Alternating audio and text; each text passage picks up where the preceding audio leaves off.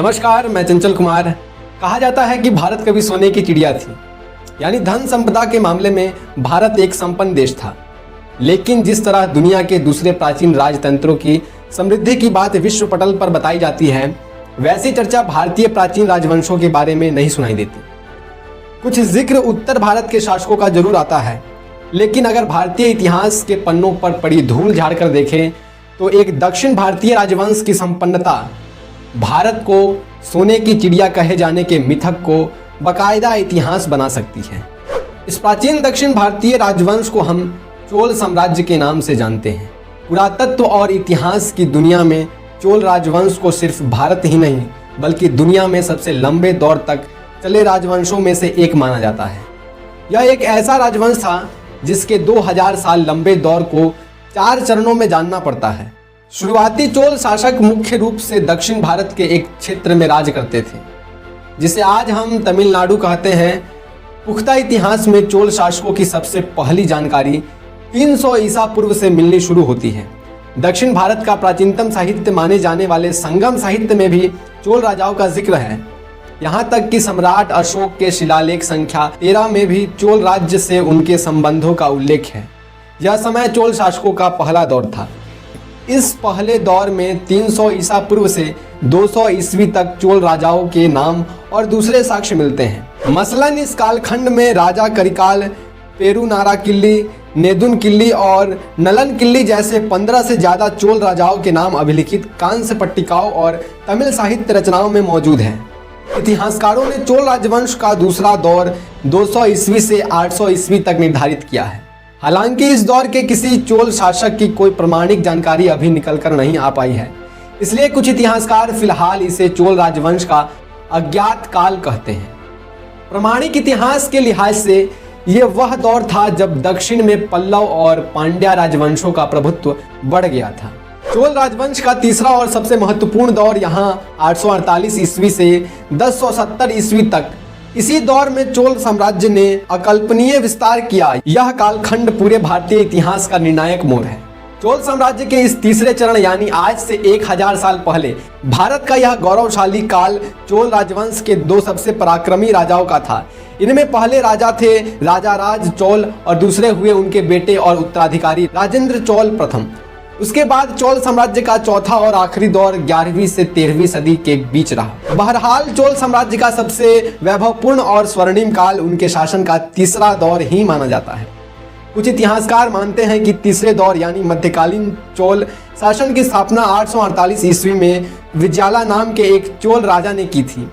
विज्याल ने ही 2 बार दक्षिण में चोल राजवंश की पकड़ बनानी शुरू की। उनके बाद के चोल राजाओं ने पांड्या, पल्लव और राष्ट्रकूट चैर शासकों से कई युद्ध लड़े और एक बड़ा दक्षिणी भारतीय क्षेत्र चोल शासन के अधीन कर लिया। इसी दौर में तंजौर उनकी राजधानी बनी। उसके बाद 985 ईस्वी में राजा बने राजा राज चोल। राजा राज बेहद पराक्रमी राजा थे। उन्होंने पल्लव, पांड्या, चालुक्य और चेर राजाओं के कई और क्षेत्र जीतकर अपने साम्राज्य में जोड़े। दक्षिण भारत में अपार सफलताओं के बाद भी राजा राज चोल अपने साम्राज्य का विस्तार और बढ़ाना चाहते थे। उनकी इसी नीति के कारण भारतीय इतिहास में एक नया अध्याय शुरू हुआ। इतिहास के कालक्रम में पहली बार किसी भारतीय शासक ने दूसरे देशों की तरफ कूच किया। मसलन राजा राज ने श्रीलंका यानी तब के सिलोन पर हमला कर दिया। भारत के बाहर चोल साम्राज्य के विस्तार की यह शुरुआत थी। राजा राज के बाद सन 1014 में उनके बेटे राजेंद्र चोल राजा बने। उन्होंने अपने पिता के साम्राज्य विस्तार के अभियान को आगे बढ़ाया। दक्षिण भारत में अपने विस्तार के बाद बंगाल में तब पाल राजवंश का शासन था। इस युद्ध के लिए चोल सेना ने गंगा नदी को पार कर हमला किया और विजयी रहे। इसी के बाद राजेंद्र चोल ने दक्षिण में कृष्ण नदी के किनारे एक नई राजधानी बसाई, जिसका नाम रखा गया गंगईकोंडा चोलपुरम, जिसका अर्थ था गंगा को जीत लेने वाले चोलों का नगर। यहाँ तक कि बंगाल की खाड़ी, जो दुनिया की सबसे बड़ी खाड़ी है, इसका प्राचीन नाम चोल झील ही था। यह नाम कई सदियों तक चोलों की महानता को बयां करता है। बाद में इसका नाम कलिंग सागर किया गया और फिर अंग्रेजों ने इसका नाम बदलकर बंगाल की खाड़ी रख दिया। अक्सर यह सवाल उठता है कि दूसरे देशों में जाकर चोल राजाओं के युद्ध लड़ने और जीतने के पीछे राज क्या था। कहते हैं इसका सबसे बड़ा कारण था उनकी पराक्रमी और अपने समय की अत्याधुनिक चोल नौसेना। वैसे विश्व इतिहास में दुनिया की कई नौसेनाएं अपने समुद्री अभियानों और युद्ध कौशल के लिए मशहूर रही है। चाहे वो चीनी और ग्रीक नौसेनाएं हो या फिर अंग्रेजों की रॉयल नेवी या इंपीरियल जापानीज नेवी, अपनी कामयाबियों के कारण इन सभी नौसेनाओं की दुनिया भर में शोहरत रही है। लेकिन इतिहास के पन्नों में दर्ज इस बात पर भी गौर किया जाना चाहिए कि प्राचीन भारतीय इतिहास में उस समय चोल साम्राज्य की नौसेना का लोहा पूरे विश्व ने माना था।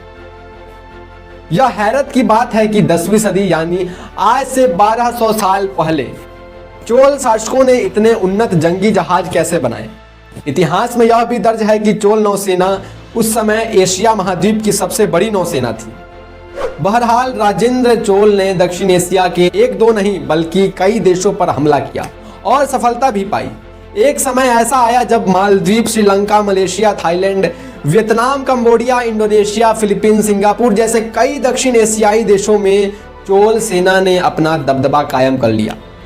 इनमें से ज्यादातर देशों के व्यापार और धन संपदा पर चोलों ने अपना आधिपत्य स्थापित किया और अपनी ताकत के बल पर उनसे अपनी अधीनता स्वीकार कराई। इतिहास में झांककर यह भी गौर से देखने की बात है कि चीन के साथ व्यापार संबंध बढ़ाने के लिए राजेंद्र चोल ने कई राजनयिक वहां भेजे और वहां अपने दूतावास बनाए। इसी दौर में दक्षिण एशिया के ज्यादातर बंदरगाहों और समुद्री व्यापार मार्गों पर चोलों का वर्चस्व हो चुका था। इस बहुयामी बल ने चोलों को मालदीव से फिलीपींस और उत्तर भारत तक फैले अपने विशाल साम्राज्य में सैन्य, राजनीतिक और सांस्कृतिक आधिपत्य बनाए रखने के लिए सक्षम बनाया।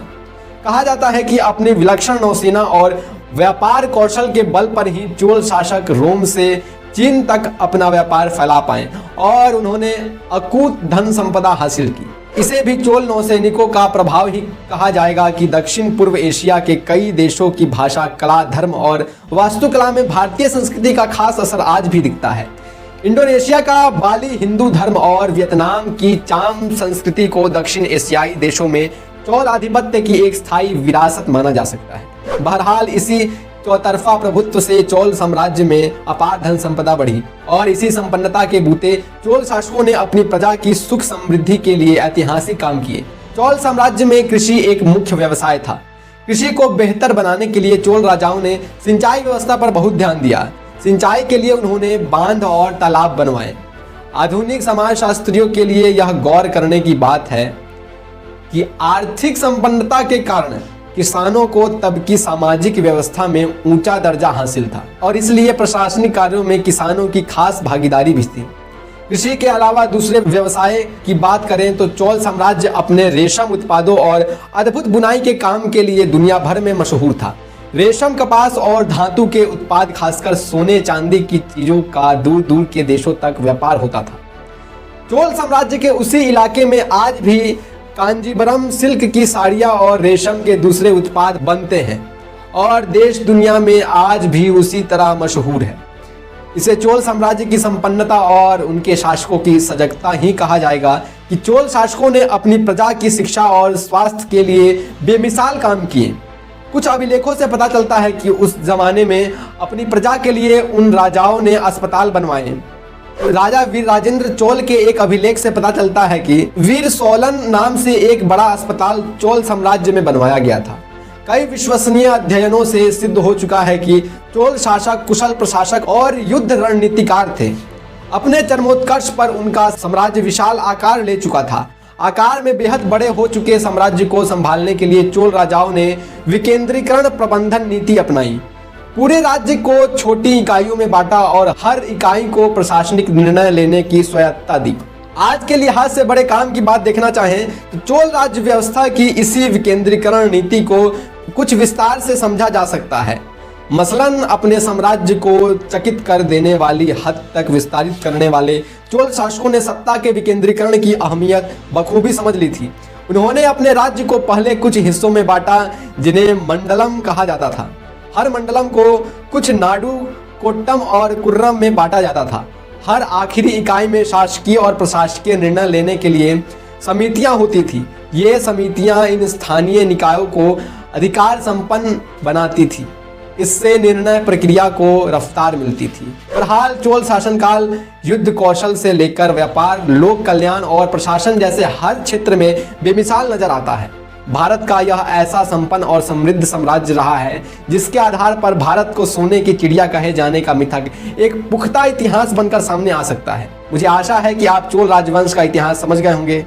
आपने अपना बड़ा कीमती समय दिया, आपने बड़े ध्यान से सुना, बड़े धैर्य से सुना। इसका हार्दिक धन्यवाद, हार्दिक आभार।